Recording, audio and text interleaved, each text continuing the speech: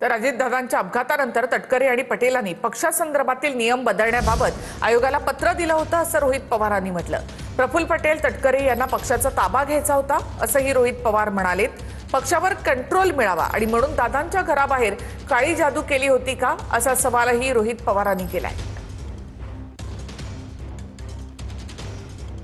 प्रफुल्ल पटेल आणि सुनील तटकरेंना पक्षाचा ताबा घ्यायचा होता, कारण का अजितदादा हयात असताना जे फालतू खर्च होते, नरेश अरोरावरचा खर्च असेल, इतरही काही खर्च असतील, काही गोष्टी पार्टीमध्ये चुकीच्या पद्धतीने होत होत्या, काही लोकांचं कर्तृत्व नसताना सुद्धा त्यांना मोठी मोठी पदं पक्षामध्ये दिली होती आणि मग दादा कार्यकर्त्यांचं आमदारांचं ऐकत होते। पण ह्या लोकांचं ऐकत नसल्यामुळे मग ह्या लोकांनाच कुठेतरी असं पाहिजे होतं का की अख्खी पार्टी आपल्या कंट्रोलमध्ये त्या ठिकाणी यावी आणि मग अजितदादांचा ऍक्सिडेंट होणं, पार्टीचा कंट्रोल करण्याचा प्रयत्न त्या ठिकाणी करणं। तर अजितदादा हयात असताना, अजितदादा जिवंत असताना अजितदादांच्या घराबाहेर ब्लॅक मॅजिक केलं जातं।